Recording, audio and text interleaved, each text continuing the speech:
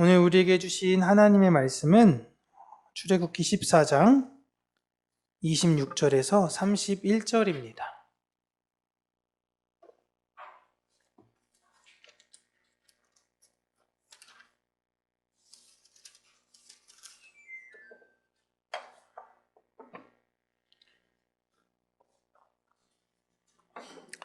출애굽기 14장 26절에서 31절까지 우리 함께 읽도록 하겠습니다.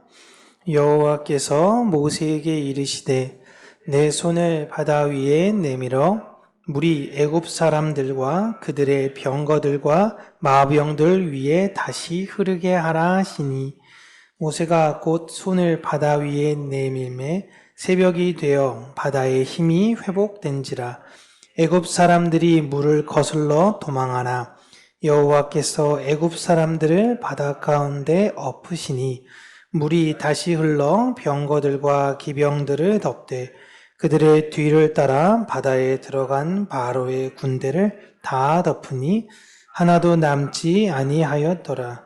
그러나 이스라엘 자손은 바다 가운데를 육지로 행하였고 물이 좌우의 벽이 되었더라. 그날에 여호와께서 이같이 이스라엘을 애굽 사람의 손에서 구원하시매 이스라엘이 바닷가에서 애굽 사람들이 죽어 있는 것을 보았더라. 이스라엘이 여호와께서 애굽 사람들에게 행하신 그 큰 능력을 보았으므로 백성이 여호와를 경외하며 여호와와 그의 종 모세를 믿었더라. 아멘. 오늘은 바닷길이라는 제목으로 하나님의 말씀을 오늘 사랑하는 성도님들과 함께 나누도록 하겠습니다. 우리 지난주에 애굽의 군대가 추격하는 그런 상황에서 분명히 같은 상황임에도 불구하고 이스라엘 사람들은 하나님을 의심하고 원망했지만 모세는 하나님께서 이 문제를 해결하실 것을 믿고 신뢰했다라는 말씀을 드렸습니다. 그렇게 하나님은 주저하고 있는 사람들에게 홍해에 가라 라고 하신 명령에 이제 그들이 순종하게 되고 모세는 특별히 그 명령에 따라 손을 내밀어 홍해를 갈라 주었죠. 많은 사람들이 이 기적을 놓고 무슨 기적이다 라고 이야기를 하냐면 모세의 기적이다 라고 이야기를 합니다. 행위자가 모세였기 때문에 그래요. 지금 우리나라 서해안에 있어서 어떠한 섬을 갈 때 무슨 바닷길이 이렇게 갈라지면서 그냥 걸어서 그 섬을 갈 수 있는 곳을 볼 때 흔히 그 지자체가 설명하기를 모세의 기적이 열리는 곳라고 이야기를 합니다. 기적의 주체자는 하나님이십니다. 우리는 그냥 편의상 모세가 그 도구로 활용됐다라고 이야기하는 것이죠. 그와 같이 우리도 이 세상의 사람들이 우리를 통해서 하나님의 기적을 일으킬 때에 누구누구의 기적이라고 이야기할지는 모르겠지만 항상 우리가 기억해야 되는 건 기적의 모든 주체자는 하나님이십니다. 그런데 그 모세가 홍해를 향해서 손을 내밀었을 때에 물이 한 번에 드라마틱하게 쫙 갈라지지 않았습니다. 성경을 한 번이라도 자세히 읽은 분이라면 그것이 아닌 것을 우리가 알 수 있죠. 21절을 보시면요. 모세가 바다 위로 손을 내밀매 여호와께서 큰 동풍이 밤새도록 바닷물을 물러가게 하시니 물이 갈라져 바다가 마른 땅이 된지라. 하나님께서 큰 동풍을 일으키셨어요. 밤새도록 바닷물이 갈라지게 하셨다라고 이야기를 하십니다. 쉽게 모세가 팔을 내밀 때에 어마어마한 바람이 홍해로 불어서 물이 오지도 못하게 하고 땅을 말려버린 거예요. 지금 생각해 보시면 우리가 등산을 할 때 등산 입구 쪽에 보시면 그 에어 컴프레셔가 있죠. 그 에어 컴프레셔로 신발의 먼지나 흙을 털 때 우리는 활용합니다. 물론 옷에 묻은 먼지도 털긴 하지만 그와 같이 에어 컴프레셔 같은 어떤 강력한 바람이 하늘에서부터 불어 바닷물을 이제 막아내고 땅을 밤새도록 말렸던 거예요. 그리고 그 물은 벽처럼 좌우에 있어서 이스라엘 사람들이 지나갈 수 있게 하셨습니다. 이스라엘 백성들은 이 홍해를 밤에 건너게 됩니다. 여러분 생각해 보시면요. 지금 핸드폰에 이렇게 후레쉬 기능이 있거나 랜턴이 있었던 시대도 아니고, 밤에 양쪽으로 거대한 바람 소리와 함께 물이 솟구치는 그런 상황 속에서 그 가운데 물이 없는 그 길만에 걸어간다라는 것은 엄청난 공포입니다. 굉장히 두렵죠. 내 옆에 물이 있다라는 거예요. 하나님께서 어느 정도의 넓이로 하실지 모르겠지만 굉장히 무섭습니다. 그런데 다 주저하고 있었을 때에 그 홍해, 갈라진 그 홍해로 가장 먼저 누가 갔겠습니까? 가장 먼저 모세가 간 것이죠. 모세가 갈고 모세가 들어가는 것입니다. 우리에 앞서 예수님께서 우리가 들어가지 못해서 두렵고 어려워하는 그 길에 누가 먼저 가시느냐? 예수님께서 들어가시는 겁니다. 그 모습에, 모세의 모습에 이스라엘 백성들이 함께 갔던 것이죠.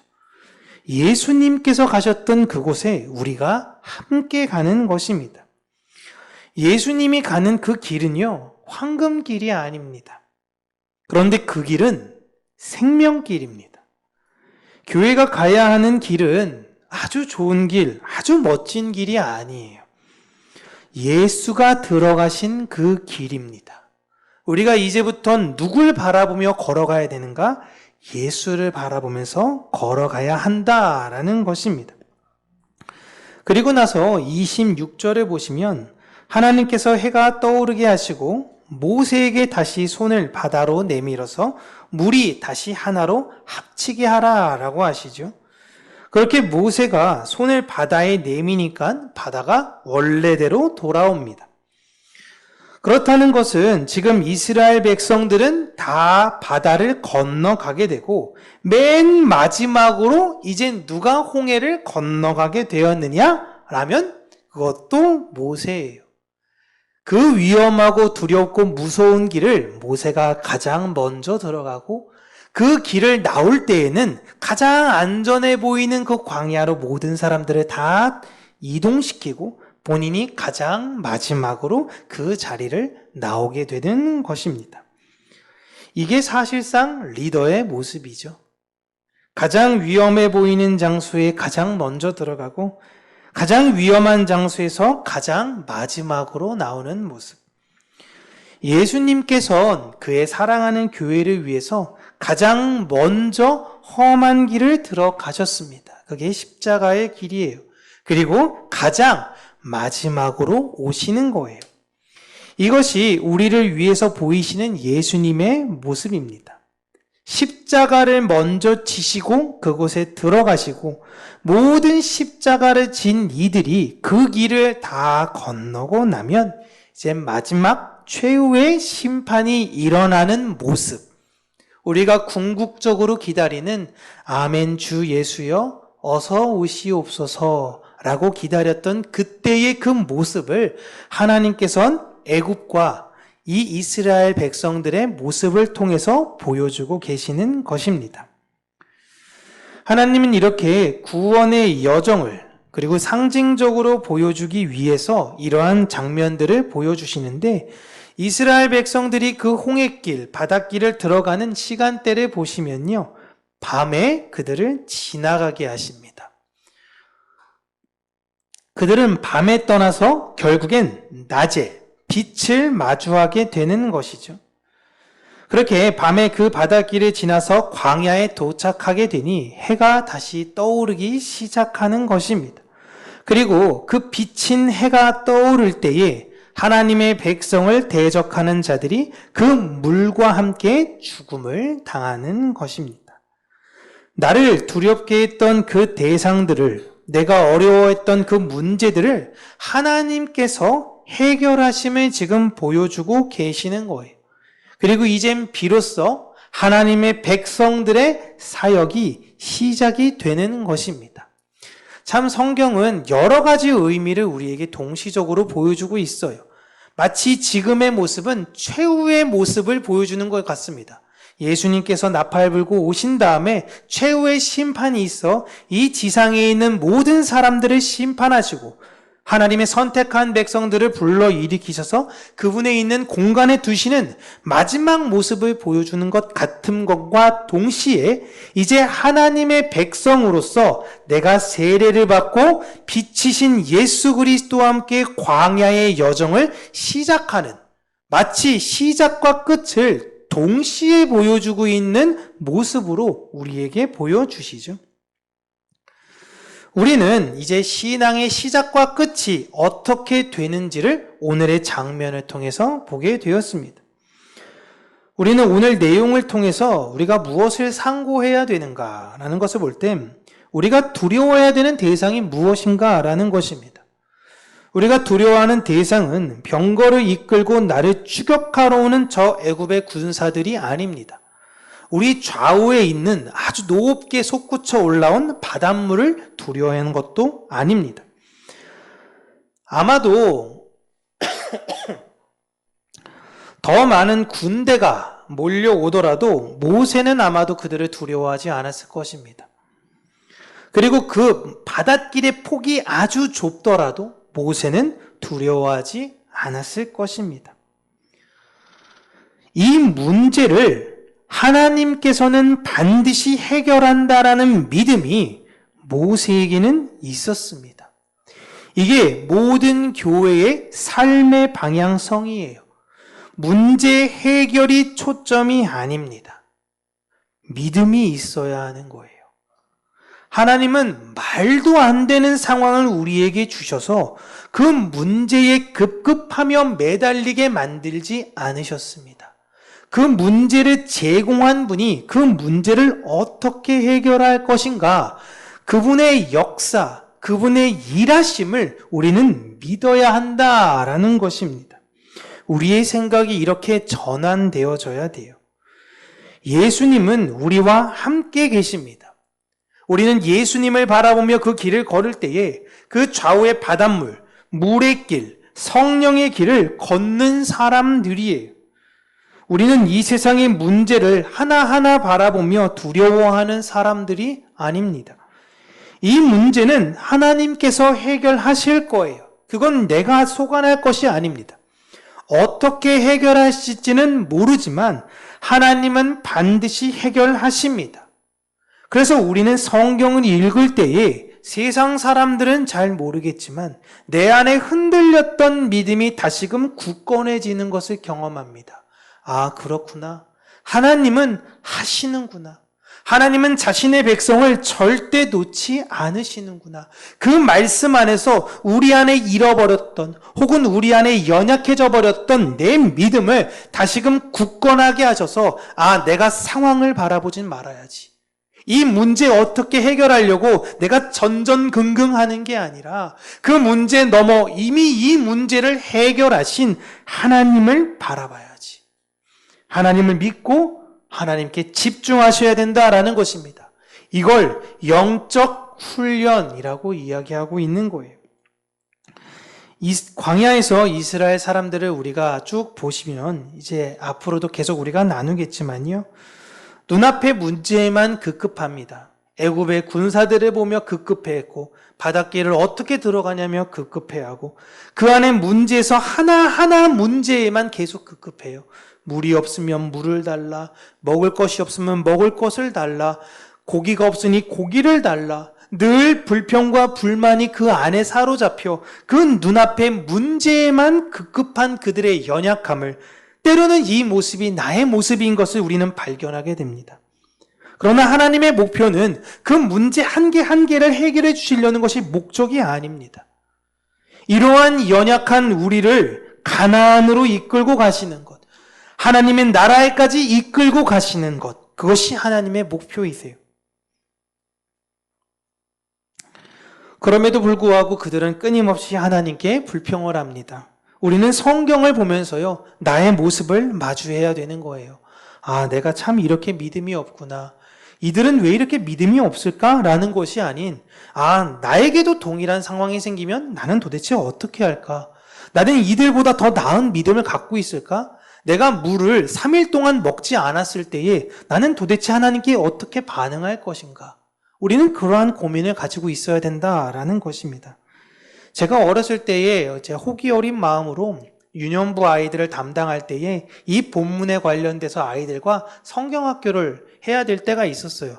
총회에서 이렇게 성경학교 때 이번엔 이 본문이니까 준비하세요라고 해서 했는데, 그들이 물이 없어서 광야에서 3일 동안 괴로워해서 모세에게 이제 투정을 부리는 장면을 보고 3일간 물을 안 먹게 되면 얼마나 괴로울까라는 걸 생각해서, 여러분 여름 성경학교이기 때문에 여름에 방학 때 제가 이제 아침에 집을 나서서 저희 집에서 이제 목동까지 쭉 걸어갑니다. 광야를 걷는 것처럼요.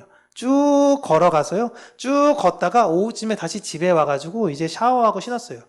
하루 지났는데 너무너무 괴로워요. 너무너무.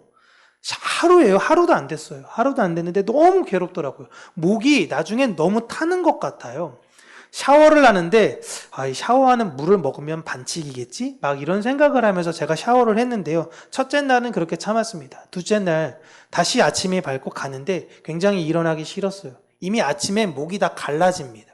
아침에 일어나서 다시 또 그 코스를 돌아요. 저희 집에서 쭉 걸어가서 목동을 뺑글뺑글 돌아서 이렇게 오는데요. 둘째 날 되니까 제가 시편에 고백했던 목마른 사슴이 어떤 말인지가 아주 뼈저리게 느꼈습니다.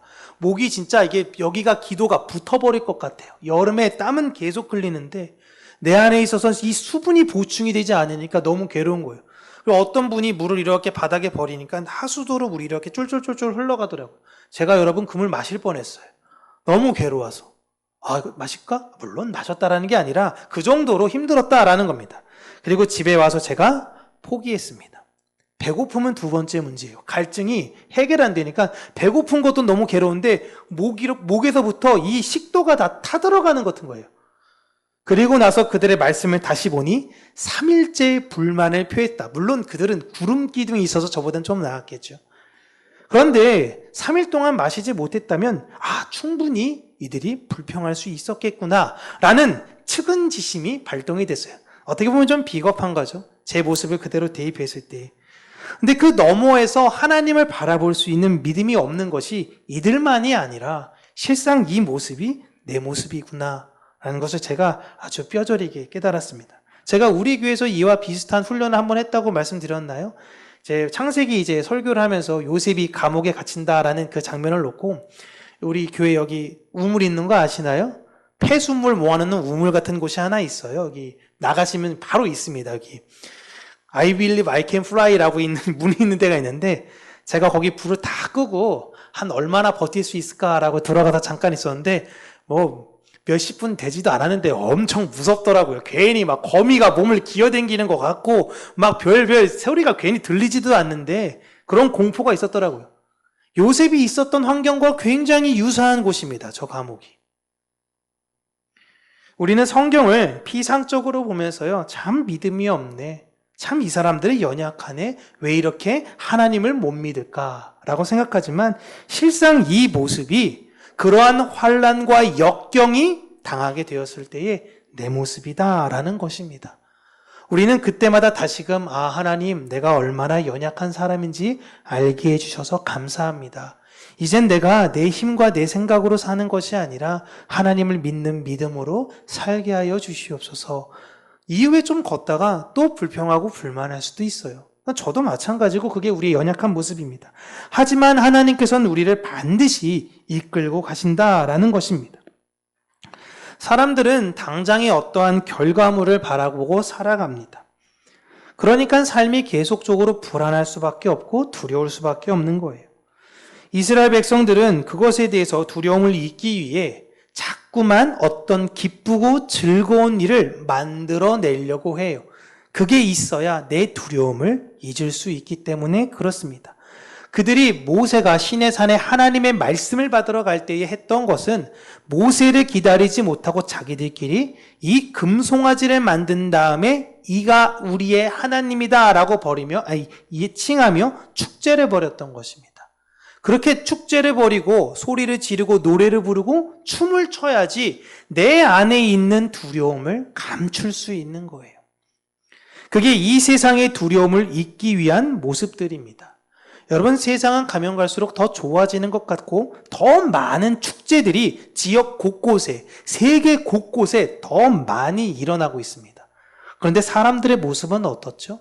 더 평안하고 더 삶 가운데 담대하고 그렇게 사는 것이 아니라 이상하게 예전보다 더 많이 두려움을 갖고 사는 시대가 되었습니다. 하나님은 그렇게 눈앞의 문제만을 해결해 주면서 그러한 방법으로 우리를 이끌고 가지 않으세요. 어떠한 문제, 어떠한 어려움이 생겨도 이거 그전에 하나님께서 이렇게 해결하셨어. 이번에 나는 모르겠지만 하나님께서 해결하실 거야 라는 걸 믿기를 원하시는 겁니다. 그렇게 하나님은 하나님을 신뢰하는 방향으로 우리들을 훈련시키십니다. 우리는 이것을 기억해야 돼요. 내 삶 가운데 왜 자꾸 이런 어려움과 두려움과 불평과 불만이 있을까? 하나님께서 시험을 우리에게 주시는데 그 시험을 통과하지 못했기 때문에 그래요. 그러니까 눈앞에 있는 것들만 계속 바라보다가 내가 이제 더 거시적으로 하나님께서 나의 인생을 반드시 하나님 나라로 인도하시는 것을 믿어야 되겠구나 라고 했을 때 오케이, 통과. 그 다음 거. 하나님께서 우리를 이렇게 훈련시키신다라는 것을 여러분 기억하시기를 바랍니다. 뒤에서 추격하는 애굽의 군사들, 여러분 인생을 두렵게 만드는 대상들을 두려움이야 내가 감출 수 없긴 하겠지만 여러분 너무 신경 쓰지 마세요. 쟤네들 와봤자 또 죽을 거야. 쟤네들 와봤자 쟤네는 우리를 이길 수 없어. 우리의 전략과 우리의 전술이 뛰어난 것이 아니라 우리와 함께 하신 하나님 때문에 그 어떤 이도 우리를 이길 수 없다라는 그 믿음의 담대함이 생기시를 바라고요.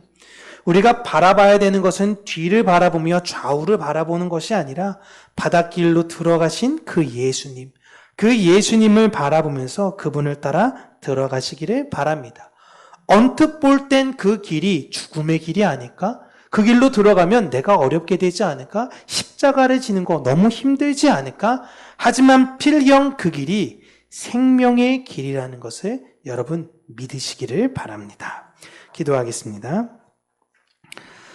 살아계신 하나님 아버지, 우리가 이 세상 저주의 바닷길을 걸어갈 때에 다시금 그 길이 이 세상에선 죽음의 길일지 모르겠으나 우리에겐 생명의 길임을 우리가 다시금 하나님의 인도하심으로 깨달아 알게 하여 주시옵소서. 우리가 힘들고 어려운 상황일 때에 우리가 바라봐야 되는 것은 내 눈앞에 닥친 문제의 해결이 하나하나 하나님께 투정 부렸더니 해결이 되더라 라는 것이 아닌 이 모든 것들은 하나님께서 이미 다 작정하시고 이루시기 위한 하나님의 시험이구나. 하나님, 난 이 시험을 통하여 하나님을 믿는 자가 되기를 원한다라는 그 믿음의 간증들과 고백을 드리는 우리 평강교회가 되게 하여 주시기를 간절히 간구하고 소원합니다. 아골골짝 빈들에도 그 길을 먼저 걸으셨던 예수이기에 우리 또한 그 예수를 따라 그 길을 걷는 자들이 되게 하여 주시옵소서. 예수님 이름으로 기도합니다. 아멘. 우리 찬송가 375장